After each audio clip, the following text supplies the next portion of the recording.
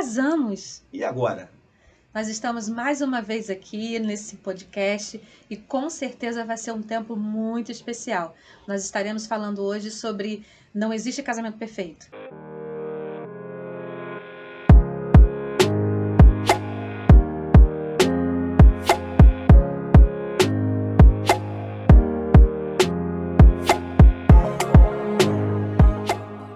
Bem-vindo, nosso irmão Johnny, né? Presbítero Johnny, a sua esposa Regiane.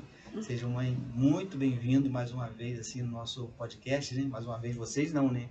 Mais uma vez assim, que vocês não tiveram nenhuma vez aqui ainda, mas muito bem-vindos, tá? Vocês moram no nosso coração. Amém. Nós que somos gratos, né? Por essa oportunidade de compartilhar um pouco o que Deus tem feito na nossa vida e estarmos juntos. Eu acho que com certeza, mais uma vez, que a gente não tivemos aqui em pessoa, mas estamos acompanhando esse trabalho de uma maneira bem interessante, legal. Vimos os nossos pastores, o Maico e a Juliane, de alguma maneira também presente mais uma vez, né? Hoje de corpo. Regiane, que bom você aqui. Obrigada. Feliz de estar, né? Compartilhando com vocês esse momento. Falando, né? Um pouquinho sobre nós, o que Jesus tem feito. Assim, a gente tem vivido tempos muito difíceis, a gente sempre fala muito isso, né? Onde as pessoas não valorizam mais o que tem valor. E até mesmo na conversa com os nossos pastores, né, a gente falou sobre isso, foi até uma pergunta que você fez, né, sobre a importância que as pessoas às vezes não estão dando mais ao casamento. Né? E a gente queria conversar um pouquinho com vocês sobre isso, né? Sobre que às vezes as pessoas olham o casamento de uma forma tão diferente do que ele é. Né? Às vezes ou romantizam muito, ou então colocam o casamento como a pior coisa que possa acontecer na vida de alguém. Então a gente queria assim, conhecer um pouquinho vocês mais de perto, quanto tempo de casado, quantos filhos. Você lembra, Johnny? Lembro. O homem é mais difícil lembrar, né? Mas você contrário, lembra a data? mesmo? É o contrário? É. Em casa, em termos de data e número, é comigo. É você? É. Quanto tempo de casado vocês têm? São 17 anos. Vamos caminhar agora para 14 de outubro para 18 anos. 14 de outubro, 18 anos de casado. Vai ficar de maior, hein? Ela tinha terminado de fazer 18 anos, né? Tinha feito 18 anos. Tinha feito 18 anos. Então ela tá 18 anos comigo. A metade da vida dela vivendo ao meu lado. Amém. E quantos filhos mesmo? São 2 filhos, né? É um casal, né? O Matheus tem 6 anos, muito esperto. E a dona Isabelle também, inteligentíssima. São as nossas riquezas. Isabelle já tá uma adolescente já, né? 13 anos. 13. E agora a gente já fica um pouco mais de olho, né? Ou seja, ela chegou em casa com picado de mosquito. Eu falei, quem fez isso? Ela é um mosquito. Eu falei, então me fala onde ele mora que eu vou lá dar um tapa Qual nele. o nome desse mosquito? Não é assim a vida agora daqui pra frente, não. Ela, pai, é um mosquito, pai. Eu falei, eu vou lá pegar ele, ué. Não é assim, não. Como é que vai ficar dando beijinho e mordendo seu braço? A gente agora já começa a entrar num clima bem diferente com ela, mas também tem toda a infância do Matheus, que ele tá cheio de energia também, querendo brincar, querendo farra. Muito legal esses momentos. É uma diferença de idade, assim, expressiva, né? 7 anos. 7 anos, né? 7 anos. Mas vocês levaram aí 5 anos para ter filho? Depois que a gente casou, foram 3 anos, né? 3 para 4 anos para quase. 4 anos que a gente demorou. É mais ou menos o normal que de quase todos os casais, mais ou menos assim, leva esse período. Nós levamos o que? 2? Por você ia levar só um, né? Levava só um, mas a gente levou acho que 2 anos. 2 anos que a gente levou. Assim que a gente casou, ele já queria ter filho. Os nossos, no caso o Yuri, nosso filho levou o quê? 4 anos, né? Não, Yuri? Yuri. Não. Da do Yuri pra Amanda. Não. Tô dizendo agora Yuri pra nossa netinha. Ah, sim. 4 anos. Eles esperaram 4 anos. 4 anos. 4 anos. É um tempo também para se razoável, curtir, aprender Sim, um ou outro, sim. né? Agora E a deixa gente era novo, né? Muito novo também. vocês, nesses 18 anos de casamento, enfrentaram muita dificuldade para chegar nesse tema que a gente está hoje aqui, casamos, e agora? Sim, dificuldade. Acho que a gente não pode nem dizer que dificuldades se acabaram, né? Porque cada momento tem os seus momentos de alegria, mas também a gente olha e existe momentos negativos ou dificultosos, né? A gente casou muito cedo e na nossa época era muito diferente de hoje também, né? Acho que até por isso que o casamento tem sido um pouco banalizado, porque na nossa época as coisas eram levadas muito a sério. Você entrou na casa de uma pessoa para namorar é para ter compromisso, para ter responsabilidade. E a gente não pensava em ter uma formação, ou vamos comprar uma casa primeiro, vamos construir. Não, entrou, namorou, alugamos uma casa e dentro disso vieram a vida de verdade, né? Tinha Vamos aprendendo aluguel. juntos, né? Você teve dificuldade para pedir a mão dela em casamento com os pais dela? Pedi o pai dele. No noivado eu falei, pai, a Sério? gente vai ao tempo antigo, quem pede é o pai do filho. Aí ele olhou pra mim, pode pedir aí. Aí meu sogro falou assim, ué, quem vai pedir? Eu falei, eu já não tenho nem muito o que pedir, eu já tô aqui um tempão, né? Mas pai, é contigo aí, vamos voltar, já que é pra ser a antiga, vai ser a antiga. E aí, acho que até meu pai riu tal, brincamos, eu acho que até hoje eu não perguntei no meu sogro se eu podia casar com a filha dele. Sério mesmo? E nem namorar. Né, namorar. Você foi chegando de supetão assim, foi... Mas isso chegando. você fez também. Isso aí Chegando também. de mansinho, né? Eu fui chegando de mansinho, não cheguei a pedir Cheguei, pra namorar. Eu nunca tinha entrado em casa de ninguém para assumir relacionamento. A minha mãe sempre deixou isso muito claro. Se você for entrar na casa de alguém para assumir um relacionamento, você vai ser homem, vai ser sério. Eu tenho uma filha em casa e vai ter que ser como eu quero na minha casa. Então, quando a gente começou a se conversar, ela era muito nova. E uma das coisas que me encantou nela, além de toda a sua elegância e proeza na beleza, era a educação que ela tinha, a maneira que ela lidava com os pais na igreja, a maneira que ela lidava com os compromissos na igreja. E eu observava isso tudo. Que às vezes se o filho não respeita a mãe, não respeita o pai, ou vice-versa, será que vai haver respeito dentro de um relacionamento Trazendo então também? para isso que você está falando, Johnny. Trazendo para isso aí. É importante então assim a pessoa observar antes de casar. É muito importante a observação, né? Tanto de um quanto do outro. Sempre, sempre. Meu avô costumava dizer que se repara é o toco que amarra o burro. Essa aí é boa. Se você amarrou num toco que tá podre, provavelmente, por mais que a corda seja boa, ele vai se embora.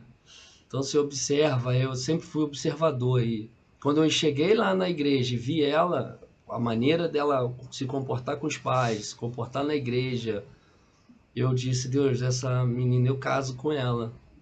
Depende só de ti. Se é a tua vontade, se é o seu querer. Mas eu caso com ela. E aí, sim, a gente conversou uma semana. O pai dela não deixou ela sair comigo. Ela falou que se eu quisesse alguma coisa, tinha que entrar na casa dela. Eu cheguei lá como um amigo. Ele me ofereceu um café. Ele tinha muito passarinho, meu sogro. E aí ele começou a me mostrar tal. Eu não estava muito interessado nos passarinhos, assim, na passarinho.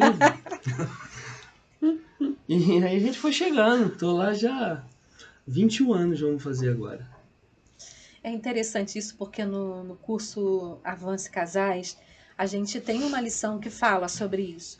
E até foi um tempo assim de muita cura pra gente, porque eu falei pra ele o quanto isso fez falta pra mim. Né? Essa coisa de chegar e pedir para namorar, pedir a mão em casamento, quanto isso para mim era importante.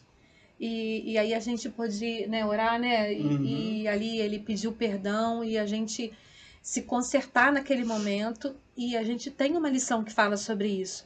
Exatamente porque assim existem situações que vai se perdendo. Né? E eu não sabia o quanto isso era importante na vida dela, entendeu?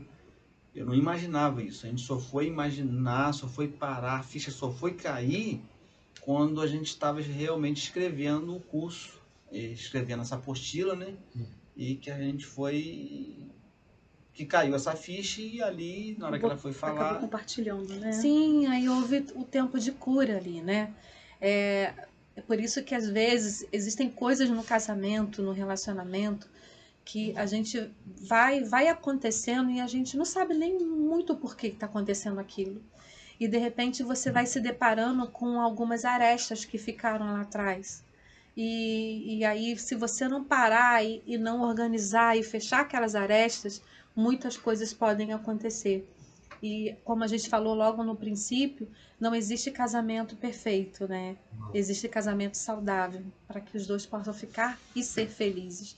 E dentro de um relacionamento, muita coisa vai acontecendo. Como você falou, são vários momentos.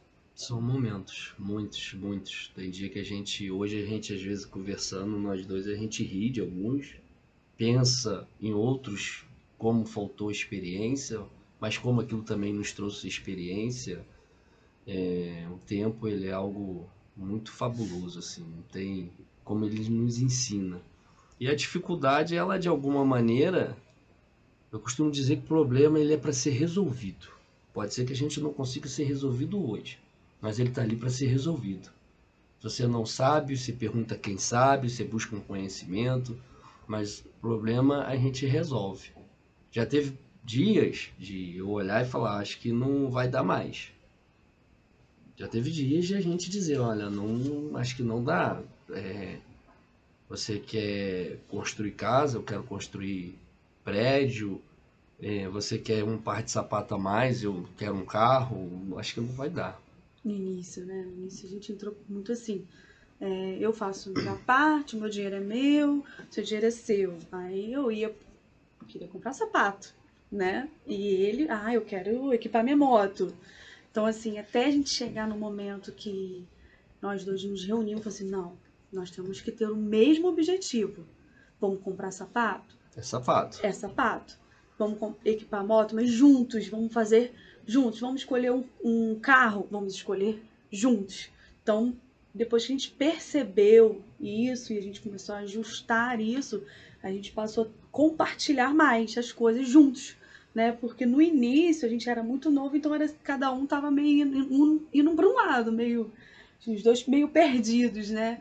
Aí a gente foi vendo que a gente tava começando a ter dificuldades com isso. Porque eu tava num caminho e ele em outro, e a gente começou a ver que não ia dar certo. Gente, Aí era a gente teve que sentar. um Deus me acuda quando eu recebi o salário e ela falava, vamos no mercado. E a gente tinha um casal de dirigentes e a gente falava, Jones, mas você tem que ficar alegre que você tá indo no mercado. Eu falei, mas é mais da metade do salário fica lá. Cara, aquilo era desesperador pra mim. Assim, hoje de boa, a gente não é nem muito de fazer compra, assim, na nossa correria, a gente compra o que falta, a gente se alegra, mas naquela época, assim, muito recente, gente ir pro mercado e ver o dinheiro ficando ali, era, ai meu Entrava em Deus. desespero. Queria ficar sem comer, né? As contas chegando no nosso nome, né? Então foi assim. Esqueci de pagar a conta de luz e chegar em casa não tinha luz. Gente, não é possível. Mas o que você acha que faltou? Eu acho que na verdade não faltou, porque ninguém entra num relacionamento tendo tudo que quer. Preparados totalmente, Preparado, né? ninguém vai entrar ali pronto. Eu acho que na verdade o que a gente passou era o que a gente tinha que passar para chegar onde a gente chegou hoje. Nos amadureceu para hoje, né? Hoje a gente, pelo menos assim, a nossa convivência mudou muito, né? Tudo a gente quer fazer. Hoje a gente trabalha junto.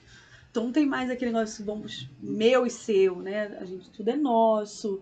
Então acho que tudo isso que a gente passou no primeiro ano, né, mudou. O que é trabalhar junto para vocês, o Regiane e Johnny? É Johnny ou é Jones, né? É Jones. É Jones, né? É que na igreja a gente tem Jones e tem Jones, né? Tem Jones, nós temos 2 Jones lá. E você é Jones. Jones. Eu acho que dificultoso para vocês trabalharem juntos? Quando a gente foi trabalhar junto, disseram que era o nosso fim, né? Eu acho que foi o nosso começo. Isso aí, falaram assim, são loucos trabalhar juntos, o tempo todo juntos. Vocês não vão aguentar. Hoje, o dia que ela não tá, eu falo com ela a partir da manhã, a maioria eu tô sozinho, não tenho ela. E é uma manhã comprida, uma manhã solitária. A gente liga, faz chamada de vídeo.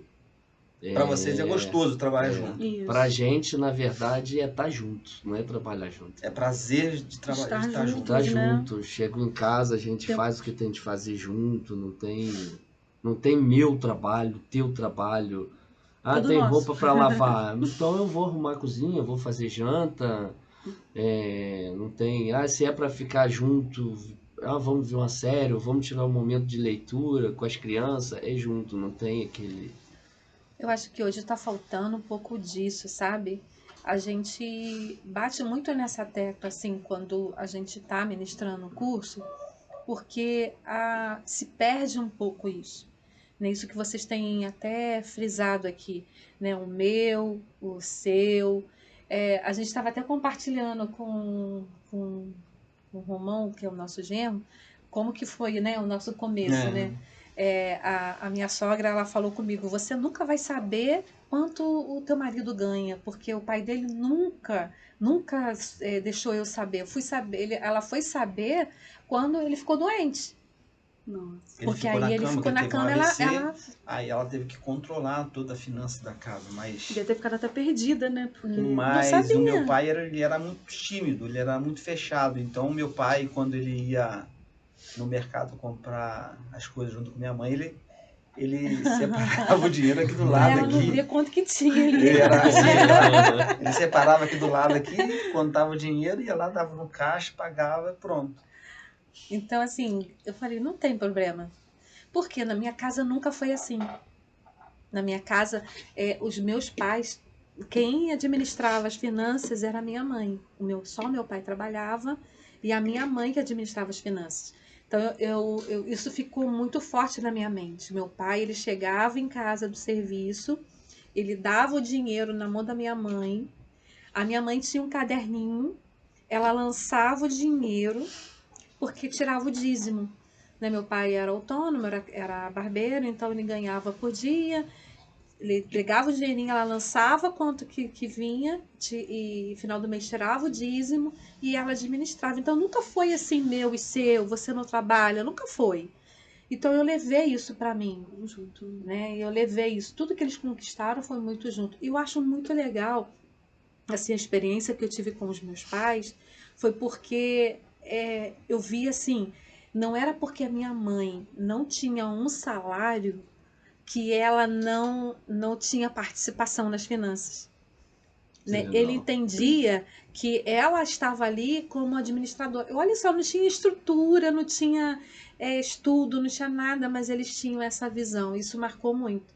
Então, quando a gente casou, Deus me deu uma estratégia, porque eu recebi o meu salário, eu cheguei para ele e falei, tirei o meu dízimo.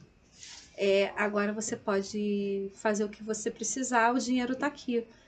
Ele parou, ficou me olhando, tipo assim, e agora? Aí ele pegou o salário dele, botou junto com o meu salário e nunca, né? Foi dali diferente. pra cá, sempre trabalhamos então, juntos. desde o primeiro mês... Trabalhamos separado, foi só 9 meses que eu trabalhava numa fábrica e a Mídia trabalhava na confecção, que eu enganei ela. Que eu falei com ela que quando fosse casar comigo, que aquela mulher minha não trabalhava fora. Eu acreditei. Eu acredito. Que ela podia casar comigo, que ela não queria trabalhar fora, que ela ia sempre ser dondoca, né? Dona de casa. A boba acreditou. 15 dias depois de casado, ela foi ver as nossas contas, quanto que nós tínhamos que pagar de casamento, de tudo. Melhor trabalhar agora, amiga. 15 dias ela estava trabalhando, tinha uma confecção para trabalhar, e começou a trabalhar e 9 meses depois a gente deu na telha nós saímos de Friburgo, íamos para outra cidade. Aí depois de 9 meses, dali para cá, sempre trabalhando junto, né? E a gente sabe, assim, que não é fácil, né? Existem situações que a gente vai precisar realmente sentar e analisar o que a gente está fazendo, né? Sim, não adianta você ficar discutindo com uma coisa que não está indo legal. Esse período mesmo, que ela tinha o dinheiro dela e eu tinha o meu, na época eu já tinha o meu negócio, a gente tinha montado um negócio para ela e o negócio dela não ia tão bem. Mas... Eu lembro que o negócio de É roupa, loja, não é? né? Que era loja de Isso, roupa, né? eu já estava no táxi trabalhando e aquilo. E também, assim, não era nem só essa questão. Eu tinha muitas horas de trabalho. Às vezes eu chegava a trabalhar 18 horas num dia. Havia falta de comunicação, A havia. gente nem quase não se via, né? Às vezes eu É, chegava em casa, ela trabalhava estava bem. dormindo e eu saía, ela estava dormindo. Era, era muito complicado. E era assim, ela tinha acabado de sair do serviço dela para ir para a loja. Não dava dinheiro da noite pro dia. Eu tinha acabado de entrar no táxi construindo uma cartela de cliente, tinha as contas do próprio negócio, as contas da própria casa, morávamos de aluguel. Logo depois descobri que estava grávida. Era algo até que a gente sonhava com isso, né? Mas, sim, quando ela foi para a loja, a gente esquece, meio que tentamos colocar esse sonho do lado. Acho que só esquecemos de prevenir, né? Como a Isabelle não chegava, a gente apostou em uma coisa nova. E uma coisa interessante, o diabo, acho que ele aprendeu uma coisa muito legal com Deus. Os homens cismaram de construir uma torre e a Bíblia diz que a torre estava sendo construída, ao ponto de Deus intervir. É. E quando Deus interviu na comunicação daqueles homens, aquele castelo, aquela torre parou de ser construída. Eu percebo hoje que uma das grandes dificuldades dos nossos casamentos e do que a gente vê hoje é comunicação. A gente vê lá no nosso trabalho, às vezes, o homem que compra uma gaiola, tira a etiquetinha. Tira a etiquetinha, é para minha mulher não ver. Então qual é o problema? Você não é livre, não pode comprar uma gaiola? Ou o que está acontecendo? Não é uma falta de comunicação, assim. E acho que a grande maioria dos relacionamentos hoje, você vê que a dificuldade dele é comunicação. E na nossa época a comunicação era muito difícil. Muito difícil, muito difícil. Eu viajava muito, chegava cansado. Às vezes eu estava em casa, mas eu queria só descansar. Ela queria ir pra rua. Ah, vamos dar uma volta na praça. Eu falei, pelo amor de Deus, mulher, eu trabalho na praça a semana inteira. Vou fazer o que E eu lá? era presa em confecção. E ele, nessa época eu ainda estava na confecção, né? E ele no táxi, então na rua o tempo todo. E eu queria ir pra rua, Porque você estava passear. presa. Isso aí. Eu queria ir pra Então- dentro de casa. E ele queria ficar em casa. Então, assim, os primeiros anos, né? Os 2 primeiros anos, mais ou menos 3 anos, foi bem. Foi bem. Eu lembro que a Isabelle já tinha nascido. E a gente ainda tinha uma dificuldade de comunicação financeira. A gente morava de aluguel, a gravidez foi muito complicado, porque aí foi momentos difíceis, mas que nos uniu mais, porque ela ficava na cama, não podia fazer nada. Foi gravidez de risco? Foi de risco. As duas foram, né? A da Isabelle foi 9 meses na cama. Eu aprendi a Gente. ver que a responsabilidade da casa não era dela, porque ela não tinha condição de fazer. Eu detesto ser pesado a outros, porque tem minha sogra, minha mãe tem que cuidar da minha casa. É minha casa, é nossa casa. Se ela não pode, é responsabilidade minha. E aí eu fui aprendendo a cozinhar, tadinha. Chegou uma época, acho que foi na gravidez do Matheus, Essa né? foi do Matheus. Eu não aguento mais você cozinhar, eu não aguento mais o cheiro de cebola. Traz de outro lugar a comida. Ele colocava cebola em tudo. Cebola no arroz, cebola no feijão, cebola em tudo. As crianças amam cebola até hoje. E pra quem tá grávida, Nossa, o cheiro, gente. Traz fora, eu não quero que você cozinhe. Aí depois fiquei um período comendo fora. Mas a gente aprendeu, assim, hoje a casa é nossa, a vida é nossa. As dificuldades, assim, no momento da dificuldade, a gente ficava bem apavorado com tudo que estava acontecendo, mas depois que passou, a gente olha e fala assim, como que aquilo nos moldou, né? Nos mudou. A gente fomos aprendendo com as dificuldades.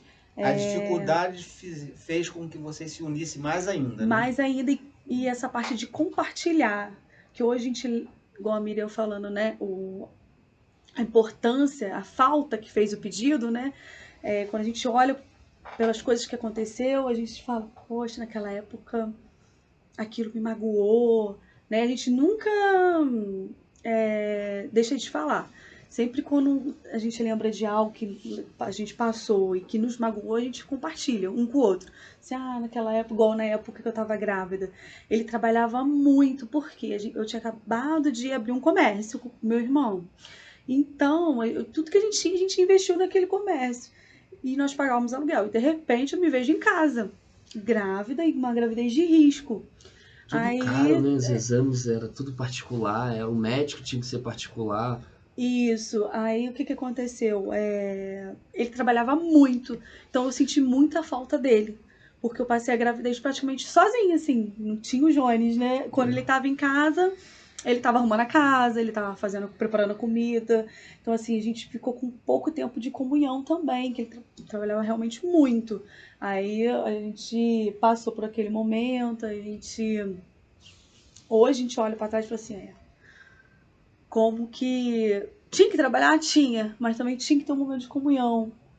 Do momento nosso, a gente tem muito isso hoje. Tem um momento das crianças, eu tenho o meu momento com a Isabelle, tenho o meu momento com o Matheus, tenho o momento com os filhos, tenho o meu momento com a família, mas existe o meu momento com a minha esposa. É Isso, a isso. gente aprendeu a tirar esses momentos também. A gente Não é está só na trabalhar, rua, né? vamos sentar e às vezes a gente pensa, esse negócio fulano que gosta, Isabelle que gosta. O dia que a gente vê na rua com eles comem com a gente. Hoje é a gente.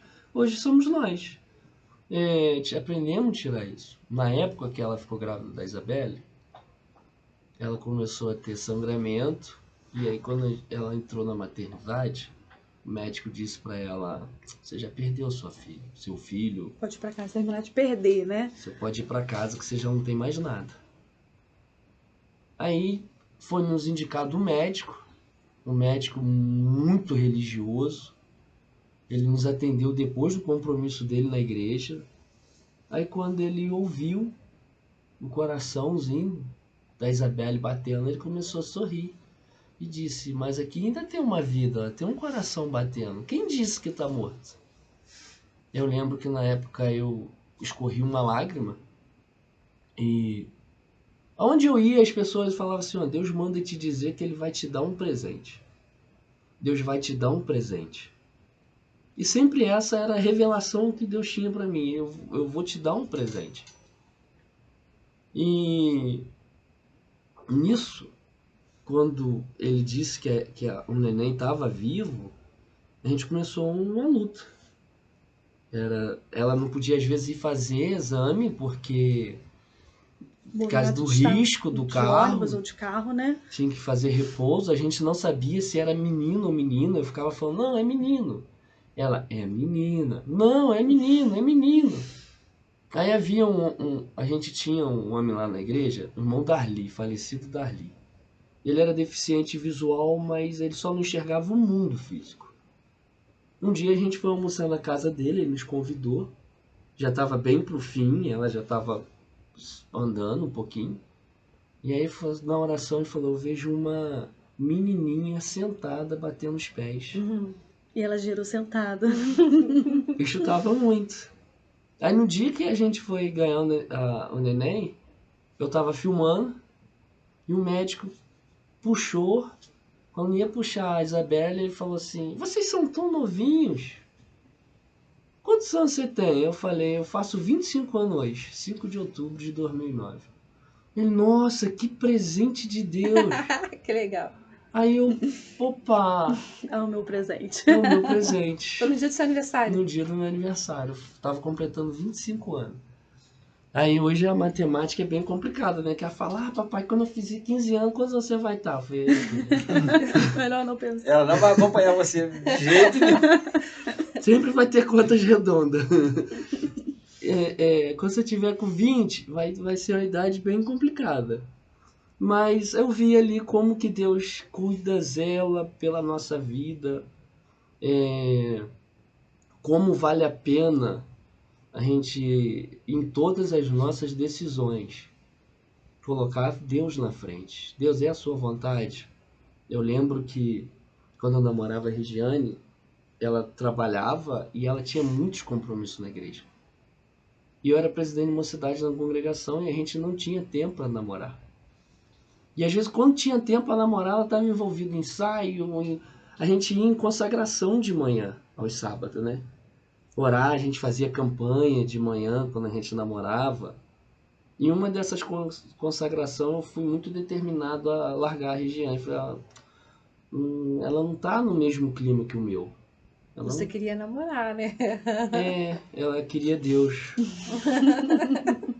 E aí eu dobrei o joelho para orar. A gente estava orando a consagração e veio uma jovem e falou assim: Deus falou comigo que você quer tomar uma decisão, mas você pode até tomar, mas você perguntou se é a vontade dele. Ele disse não é a vontade dele, que ele tem um plano na sua vida e essa decisão vai afetar em tudo que ele tem para ti. Coisa linda, hein? Aí eu saí dali um pouco mais abatido, um pouco mais triste, porque assim, não era o meu plano. Eu queria que Deus concordasse comigo. E fui embora para casa, tal, conversamos, teve outro momento que aconteceu isso comigo de novo. Aí eu fui buscar ela, para namorar ela, eu tinha que buscar ela na igreja, eu saía do meu culto no domingo à noite, chegava na igreja dela e aí a gente ia junto. Os pais dela iam a pé para a igreja, eu ia de carro. Aí um dia eu fui muito decidido a largar. Falei, não é o que ela quer. E a gente orava muito. Mas assim, ela tinha muito medo de casamento. Aí eu fiquei com a aliança de noivado mais de um ano comprada e ela não aceitava o sim. Aí tinha um rapaz lá pregando, até hoje não sei quem é. Eu cheguei na porta, fiquei olhando, ele olhou pra mim e falou assim, eu vou terminar de pregar, mas agora eu entendi por que eu tô até agora. Você que acabou de chegar ali na porta, você quer tomar uma decisão. A decisão é tua, mas não é a vontade de Deus para sua vida. Você não quer viver debaixo da vontade de Deus? Pronto, acabou, fui embora, aí conversei com ela, a gente chorou, conversamos, fomos dando tempo ao tempo. Aí, dando tempo ao tempo, até que um dia eu falei, vou mostrar nessa menina se ela me ama ou não. Aí liguei pra ela e falei assim, tu segue a tua vida que eu sigo a minha, não quero mais nada não. Aí ela ficou chorando. Aí no outro dia eu liguei pra ela e falei, ei, tá tudo bem? Raiva. Eu chorei a noite toda. No outro dia me ligou, oi, como assim? E aí, o que você achou de um Mas dia? Isso aí, ele falou assim, vamos casar? Vamos! Quer casar? Quero. Vamos aí. Isso aí. Isso tudo vou tirar a aliança do bolso. Tiramos, casamos. Deixar você sofrer só pra tirar a aliança do bolso. Olha, que estratégia sofredora é essa. Sofri a noite toda, olha. Mas aí a gente aprendeu. Tudo tem uma direção de Deus. Não adianta você correr no tempo. Não adianta você querer botar o boi na frente dos carros. É melhor esperar em Deus. Mas essa experiência que vocês estão colocando, a gente percebe que muitos casamentos, eles param aí. Né? Nessa questão, quando você colocou que da gravidez, a falta de comunicação, porque isso tudo vai gerando muito estresse no casamento, no relacionamento. E a gente percebe que muitos casamentos falam assim, é melhor a gente parar. Quantos casamentos acontece a ruptura exatamente em situações como essa? Porque tem que ficar, às vezes a mulher tem que passar por esse tempo de resguardo, nem é resguardo, né? De repouso, de não ter mais condição de fazer muita coisa, e o homem às vezes não aguenta, né? Ele não tem condição ou força, não sei qual a palavra que possa se dar, talvez seja disponibilidade de renunciar e para poder se entregar de verdade e fazer acontecer o que o casamento é. Porque o casamento é um por outro, né? Um pelo outro. E muitas vezes nessa hora o homem, ele não se entrega. Ele fala, não dá para mim. Desiste. E é renúncia o tempo todo. Lá em casa, até hoje, eu quero ir no aniversário. Eu não quero. Não, então eu não vou. E assim, poxa, ela vai ficar triste porque eu não quero ir no aniversário? Não, eu queria ir nesse lugar. Não quero. Não, então eu não vou. E sozinho eu não vou, sem você eu não vou. Não, mas eu não quero ir, vai. Não vou. Agora sábado eu fui levar meus filhos no Connect. Pela primeira vez, ela ficou em casa. Ela falou, tenho isso, amanhã Santa Ceia. E queria deixar o almoço pronto. Leva eles. posso deixar eles lá e voltar pra casa então? Aí eu fico junto com você. Ela, mas vai dar tempo de nada, filho. Vai lá. Aí eu fui com as crianças, mas de verdade, assim, eu olho pro lado e é sem graça a vida. Não tem, eu falo com ela, não tem graça. Não tem graça você sentar numa pizzaria para comer uma fatia de pizza, por mais que seja uma necessidade de um lanche, e não ter alguém com a gente. E é uma renúncia, assim. Eu posso fazer isso sozinho. Posso sair sozinho. Tem ninguém que me impede. Mas não tem graça para mim mais. Não tem como. É uma só carne, né? Uma só carne. É viver isso, né? Que muitos casais não têm vivido isso. E a gente costuma dizer que o amor, ele é uma escolha. É uma escolha, tá? Isso aí. Eu tenho uma história muito legal para contar. Essa é demais. É uma escolha, literalmente, muito mais do que um sentimento. Minha avó foi casada há 76 anos, 78 anos. Ela tem 97 anos hoje. E eu fui criado com minha avó e meu avô, os pais da minha mãe. E de fato minha avó viveu pro meu avô. Viveu. Na época não tinha luz, o chão na cozinha era batido. E às vezes a gente todo sujo, eu e meus primos ia dormir lá. Ela esquentava a água, botava a bacia, lavava os pés do meu avô. E depois o resto da água era nosso. Eu não sei se lavava o pé ou sujava. Mas era nosso. E aí meu avô, há 3 anos, vai fazer 4 anos atrás, se não fez agora em maio, 4 anos, veio a falecer, ele teve Alzheimer. Minha avó não deixou tirar ele de casa, cuidou muito dele, já idosa, as filhas. E quando ele faleceu, a gente muito preocupado com vovó, tadinha, porque era a vida dela, era ele.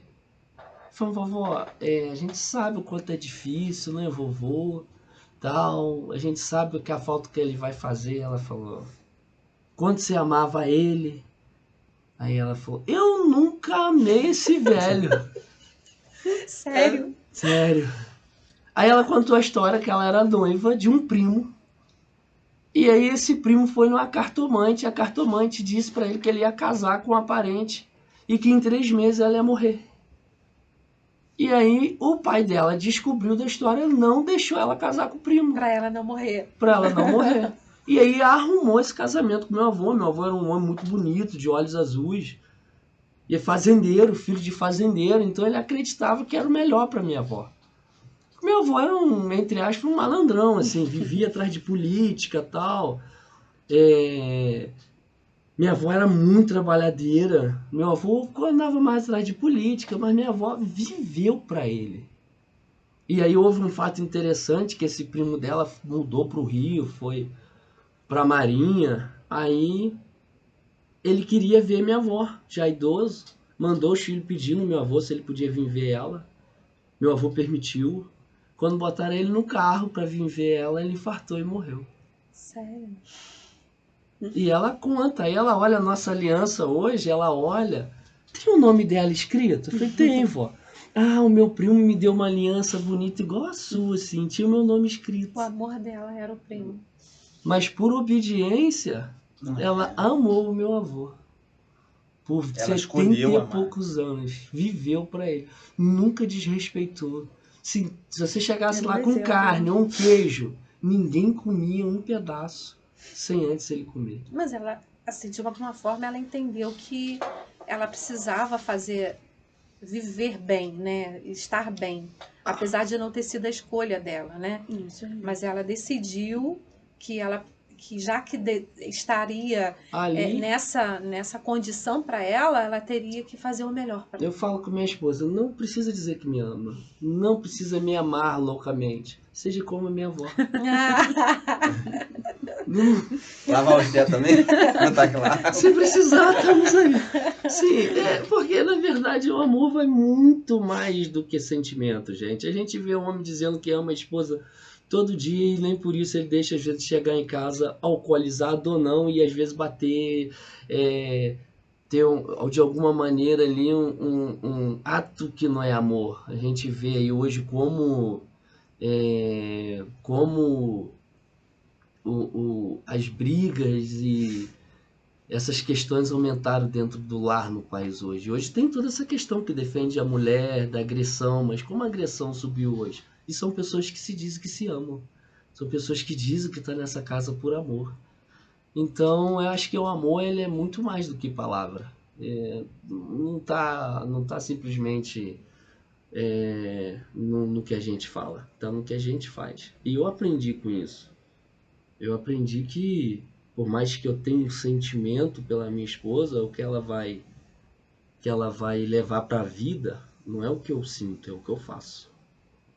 É o que eu faço. Eu costumo dizer para ela que se eu morrer hoje e ela casar de novo, eu vou fazer de tudo pro camarada ficar enrolado. Ela vai ter que lembrar de mim.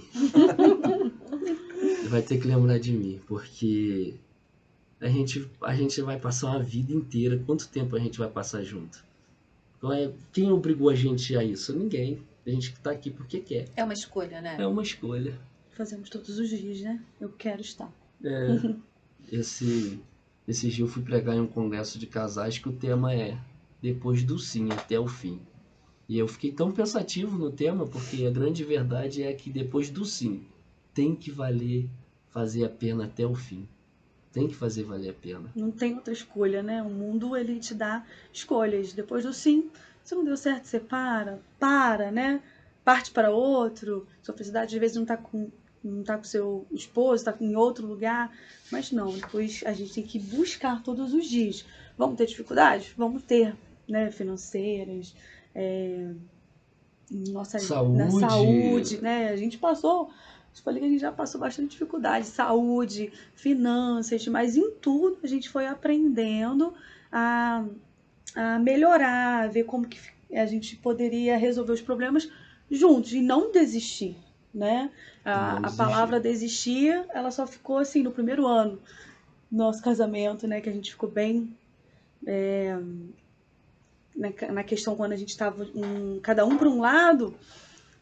Cada um querendo uma coisa, enquanto a gente não sentou e falou assim não dá, se continuar assim não vai dar, a gente mudou aquilo que estava dando problema, né, causando problema, e decidimos seguir de forma assim, não podemos desistir, não vamos mudar, e não trocar o problema, né, vamos consertar e vamos fazer valer a pena. Que na verdade foi a fase de adaptação que vocês passaram, né? Que todo casamento tem a sua fase de adaptação, né?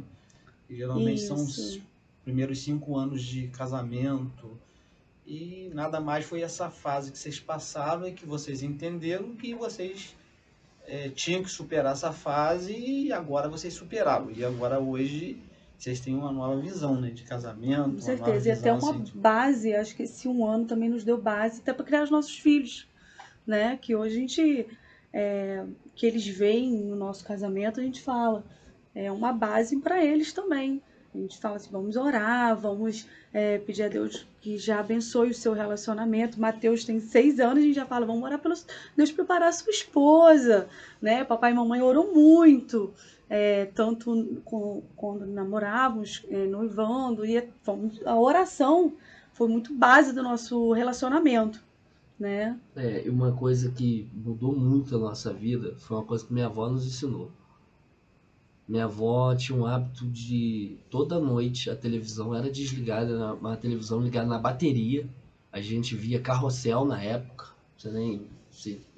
essa turma aí não sabe nem o que é isso. Não é o atualizado, era aquele antigão. E aí terminava, desligava, eu, os meus primos e quem estivesse na casa da minha avó, era uma mesa como essa, com uma santa, eles eram católicos, uma santa na cabeça da mesa, e eles rezavam mais de 40 minutos.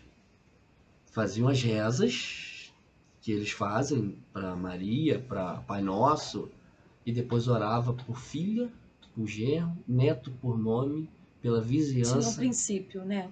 Aí ela falava com a gente, desde que a gente passou a tirar o nosso tempo e conversar com Deus na beira da nossa cama, nunca mais discutimos dentro da nossa casa. Coisa linda.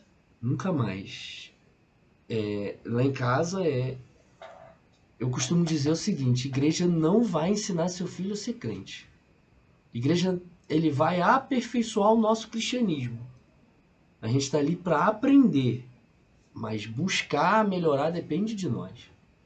E aí à noite, agora como eu estou estudando, às vezes isso dificulta. Mas a grande maioria das vezes a gente dobra o joelho do lado da nossa cama, cada um faz as suas orações. Às vezes tem dificuldade, igual meu filho quer uma coisa. Meu filho, não dá. Mas vamos orar para Deus abrir as portas. Vocês precisam entender quem é o nosso Deus. Quem é que proveu o almoço? Quem é que proveu o nosso carro? Quem é que proveu a nossa roupa? Se temos coberta quentinha, foi quem proveu. A gente, à noite, não é nenhuma oração de petição. Mas de agradecimento. A gente pede de dia, a gente tem hora que ora de dia. Eles não saem de casa sem orar. A gente vê Deus usando eles. Eu lembro uma certa vez que a gente estava orando e a minha filha começou a orar. Aí ela começou a falar, Jesus, ela era pequenininha. Abençoa as criancinhas que não tem boneca, dá boneca. Abençoa as criancinhas que não tem coberta, dá coberta. E a oração dela foi se prolongando. Aí eu olhei para minha esposa e fiz assim, ó. Aí ela começou a orar, Jesus, dá dinheiro para meu pai comprar uma casa na praia, para comprar mais carro. Eu senti o Espírito Santo falando comigo assim, tá bom para você assim, ô egoísta? Você quer que pense em você mesmo? Porque ela tá pensando, quem não tem, ela nem sabe, não conhece essas pessoas. Mas você quer o quê?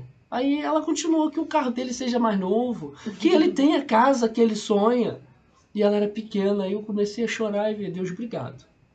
Por de alguma maneira já tá usando os meus filhos para nós, para nos corrigir, para nos orientar, porque era algo tão simples.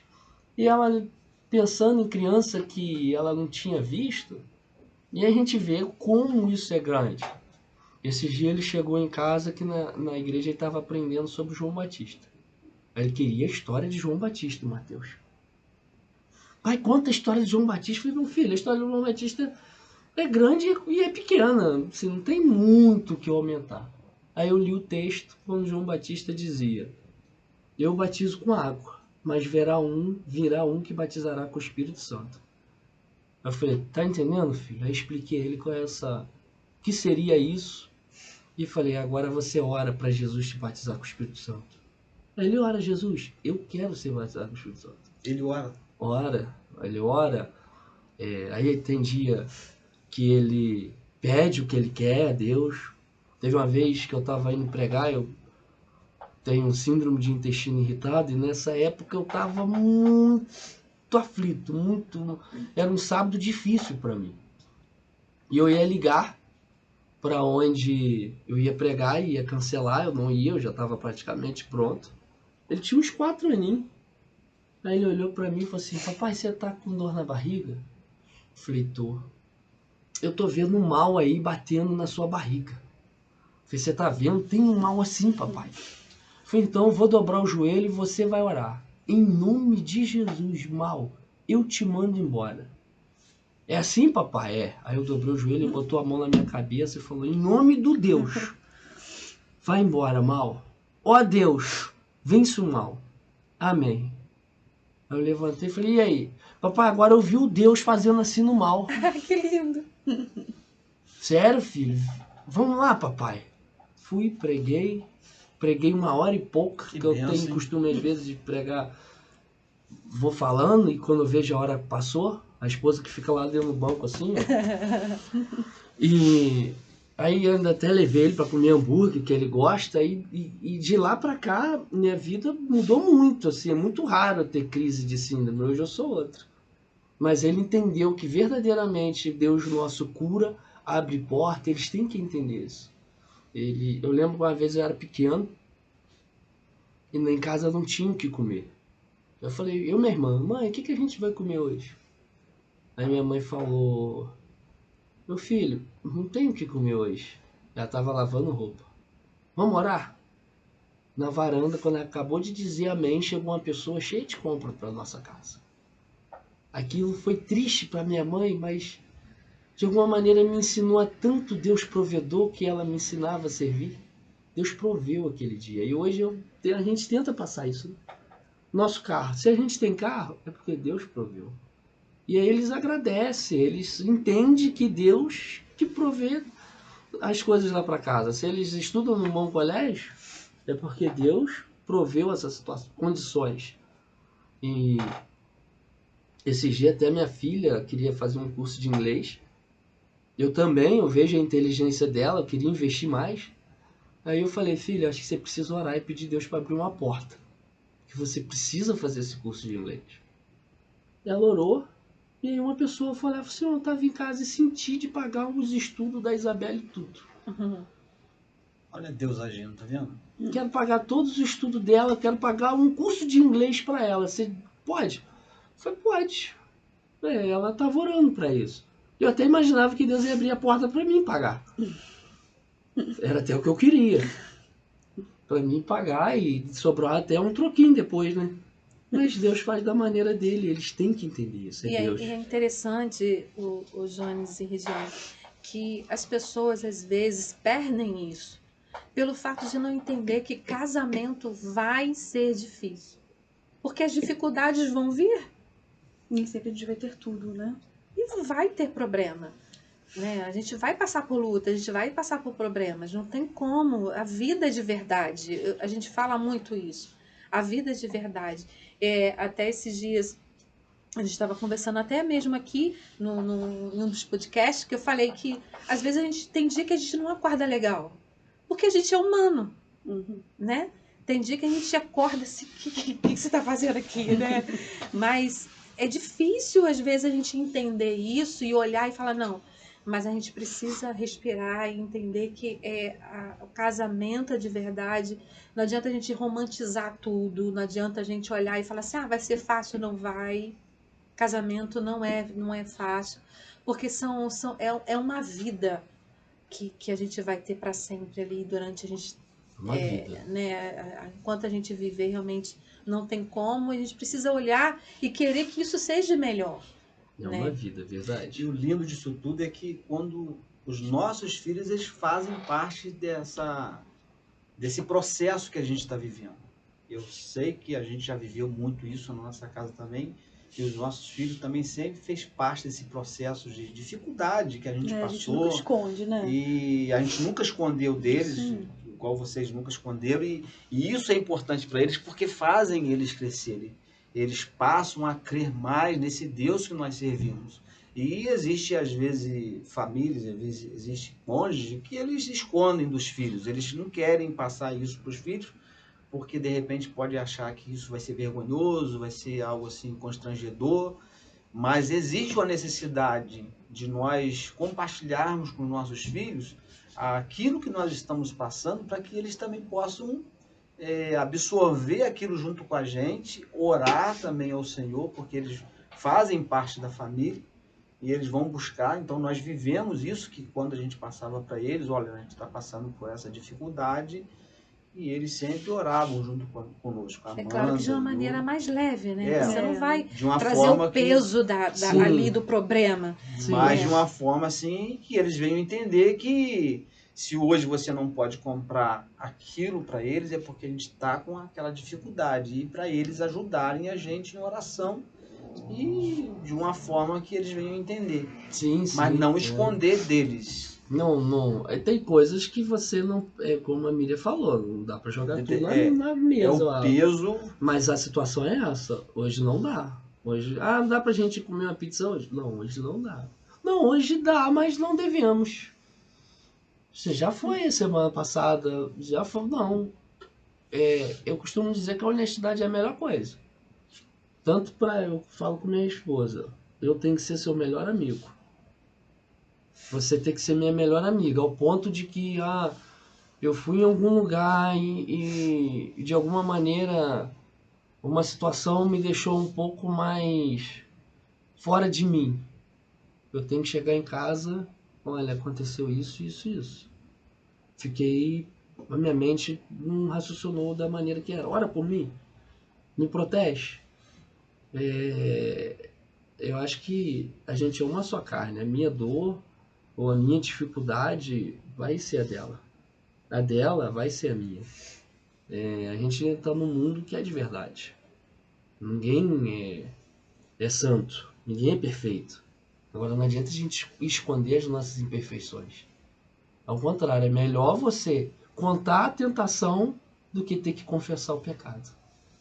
Por mais que é difícil você contar uma tentação, mas é muito mais fácil depois de ter que confessar um pecado. Exatamente. Bem mais. Não é fácil viver isso, né? Assim, isso tudo é questão de maturidade, né? E a gente vê que muitos casamentos, eles têm dificuldade de amadurecer, Verdade. né? Assim, casamentos que estão sempre na mesma situação e não amadurecem. Casamentos que estão vivendo sempre os mesmos problemas e não saem daquela roda.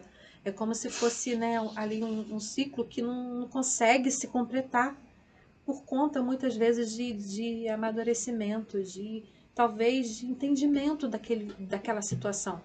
Né? Que eu também não, eu entendo que Deus não nos uniu. Hoje eu estava falando aqui em casa que Deus não une pessoas, Deus une propósitos.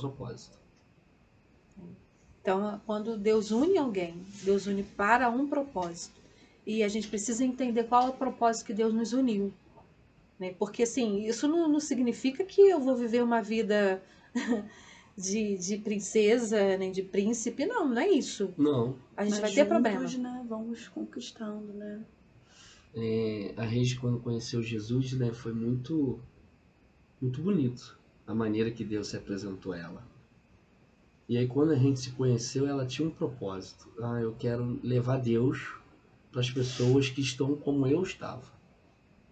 E eu também, o meu propósito, desde então, é ir levar Deus para quem não teve condição de receber Deus ainda. E a gente uniu esse propósito. O nosso sonho era construir um prédio, alugar para eu não precisar trabalhar.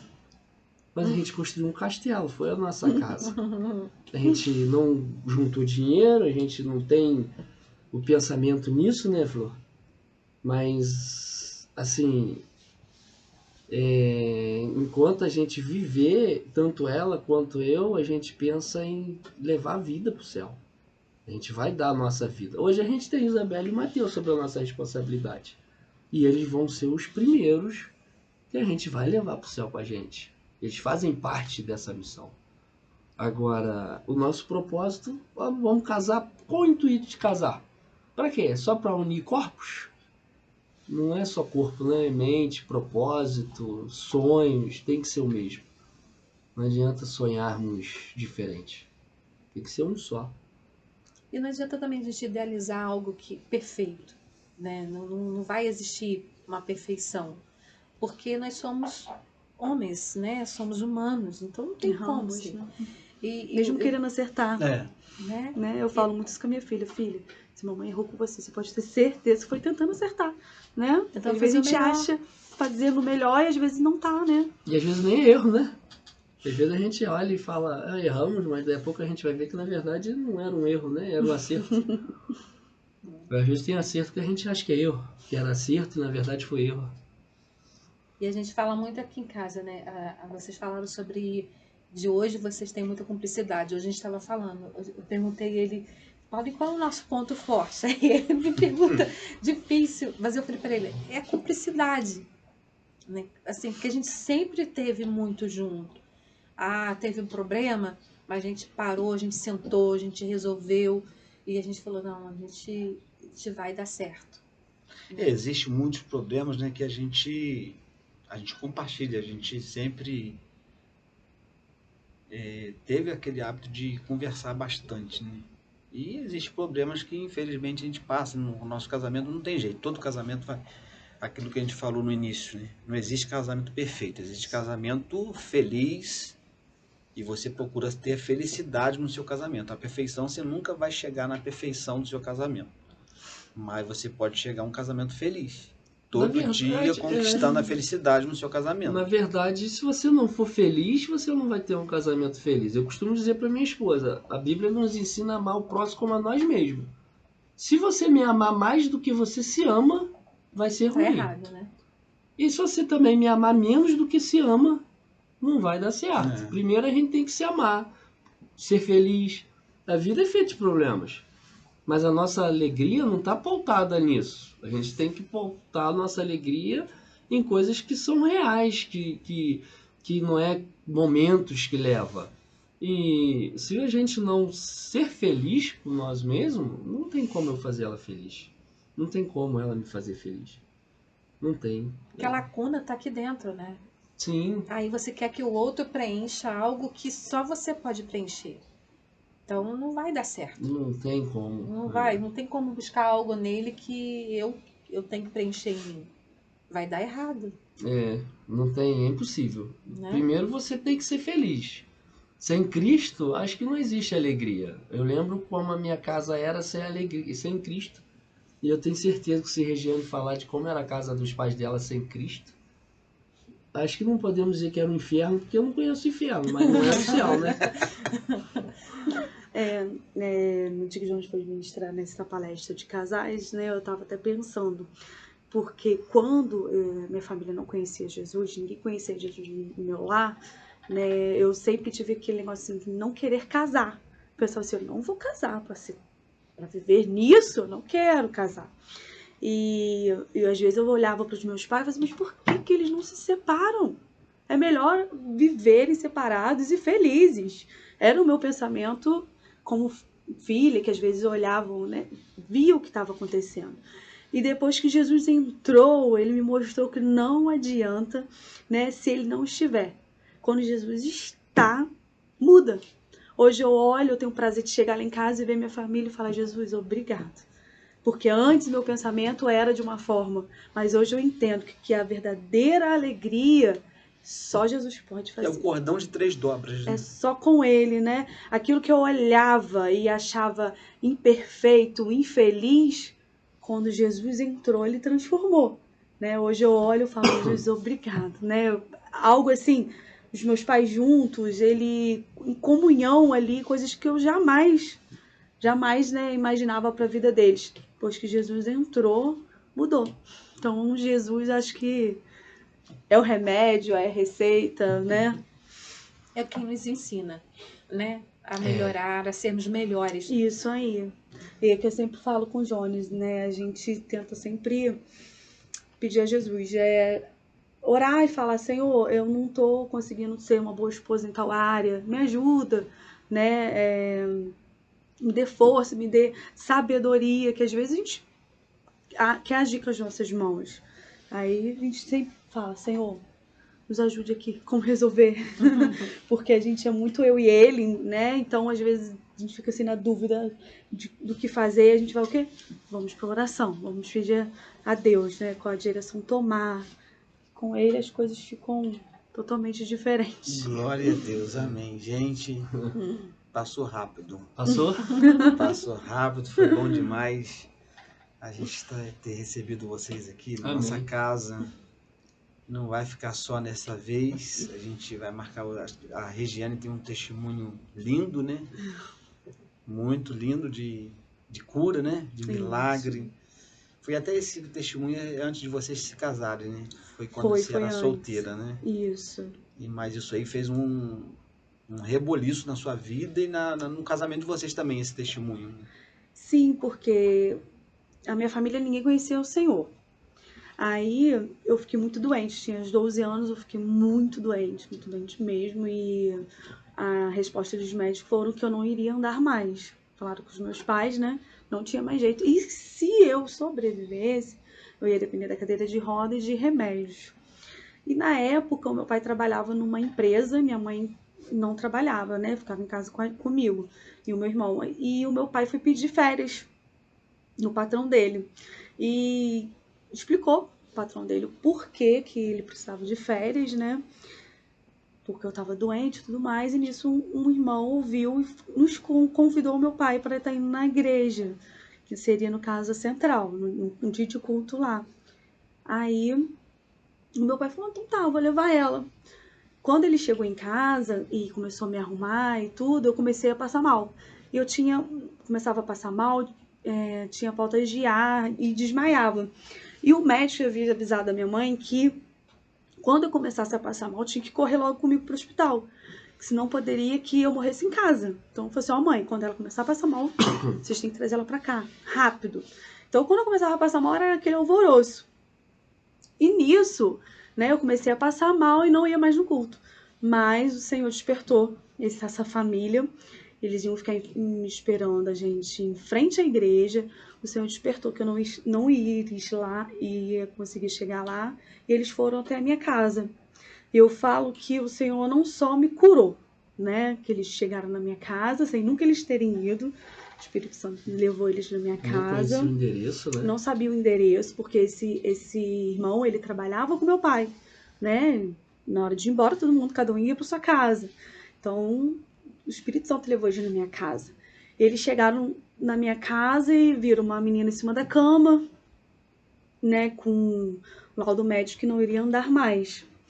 E ali começou a obra do Senhor, né? Eles começaram a orar. E eu lembro que a irmã Helena, que é esposa do presbítero Roberto, né? Ela olhou pra mim e falou assim, Regiane, você tem fé que hoje você vai andar? Eu lembro que eu belisquei a minha perna assim e falei assim, não, eu não tenho, porque eu não estou sentindo a minha perna. Mas ela, naquele momento, ela olhou pra mim e falou assim, você não tem, mas eu tenho. Então, ela começou a orar. Eu não tinha fé porque eu não conhecia o Senhor, né? Eu não conhecia Jesus. E, de repente, eles começaram a orar. Eu me coloquei de pé. E, para a honra e glória do Senhor, fui curada naquela noite, né? Não precisei mais de remédio. Não foi preciso da minha mãe comprar cadeiras de roda. O Senhor me curou. E, nisso, começou a transformação no meu lar. Porque o meu lar era triste. Meu pai era alcoólatra. Foi daí, então, que houve a conversão dos seus pais? Isso tudo mais. isso aí. Porque meu pai, ele era alcoólatra e a minha mãe, ninguém conhecia o Senhor na minha casa. Nunca tinha ido em igreja, nada. E eles começaram a ir na minha casa, fazer culto na minha casa. Nisso, o Senhor foi libertando, né? Foi tirando as coisas ruins. A minha mãe falava que ia embora devido ao meu pai, né? Por beber muito. Então era uma situação muito complicada. E não tinha paz, era um lar sem paz. Aí essa família começou a orar pela minha família, a fazer visita. Aí começaram a me levar para a congregação do Jardilândia. Aí foi onde eu aceitei Jesus, comecei a caminhar, depois veio os meus pais. E Jesus foi transformando. E aquele lar que eu, né, não via expectativa para os meus pais, o Senhor foi me mostrando que tinha expectativas.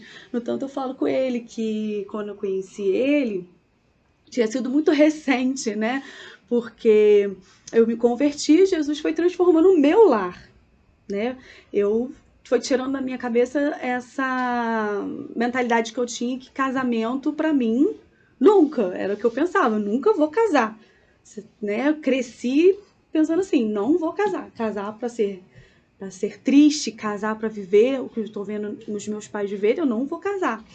E nisso eu me converti e comecei a pedir a Deus um varão. Comecei a orar. Falei, Senhor, eu quero um varão. Só que tinha várias coisas dentro de mim ainda, né? Eu ainda tinha... Precisava de cura, né? Precisava de cura, isso aí. E quando eu conheci o Jones, Deus, né? A gente se conheceu, eu falava com ele, quando ele falava assim... Você não me ama? Eu falei assim, eu quero ter certeza mesmo que eu te ame. Que eu te amo, eu quero ter certeza, né? Eu precisava mesmo ser curada pelo Senhor. E o Senhor foi transformando o meu lar. E através do meu lar o Senhor foi me transformando e me mostrando, olha, comigo é diferente.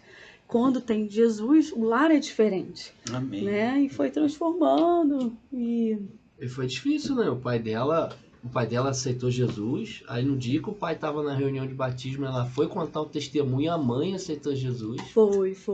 Eu fui convidada para contar o testemunho na central. E o meu pai estava na reunião de batismo, na época era embaixo.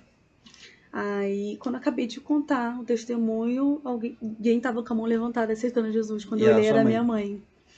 Então, assim, foi um processo, porque eu falo, Jesus me curou e foi um milagre, né? Instantâneo e extraordinário. Que era uma menina de 12 anos que o médico falou, não vai andar mais, né? Então Jesus, ele trouxe a cura no meu lar, mas não foi só uma cura física, né? Ele curou por dentro de cada um da minha família, Emocional, transformou aquele lar, que era um lar, né? Totalmente destruído pelo inimigo. Meu pai, ele bebia muito e a gente às vezes ia falar com ele, pai, bebe menos, não podia falar. Às vezes ele chegava alcoolizado em casa, a gente não podia nem falar nada com ele, ele ficava agressivo. Nunca, né, machucou a gente, mas, né, ele ficava agressivo tá na voz, algo também que a gente, o casamento, né, o Jones, ele tem um tom de voz alto, e assim, quando a gente casou, às vezes ele falava alto comigo, eu começava a chorar, ele falava assim, Reis, por que você tá chorando? Porque você lembrava do seu pai. Não, porque eu pensava que ele tava brigando. Porque só de aumentar o tom da voz comigo, já, né? Gerou um trauma tudo que Isso, aconteceu. Porque isso aí. hoje, às vezes, ela chega lá longe, aí eu vou falar alguma coisa. Você tá brigando? Eu tô brigando, só tô falando. E Então- assim, é meu normal. Às vezes eu tô pregando na igreja, eu desligo o microfone, que o tom aumenta de voz. E aí é o nosso normal. Tô até tentando melhorar e tal, mas no início eu achava que eu tava brigando. Mas é por tudo que passou, né? Por tudo que Isso. viveu. Mas, né, então Amém. o Senhor transformou, né? Eu costumo dizer algo interessante. A gente precisa entender quem é Deus e o quanto a gente quer Ele. Ela não podia orar dentro da casa dela. Ela não podia ouvir um louvor porque o som era do irmão e ele não deixava. E aí ela levantava de madrugada e ia pro banheiro e ficava lá orando. Salva minha mãe, salva meu pai, salva... Às vezes a gente tá tão mal acostumado, né? A gente não quer nem orar mais para aquilo que Deus quer fazer na nossa vida, mas...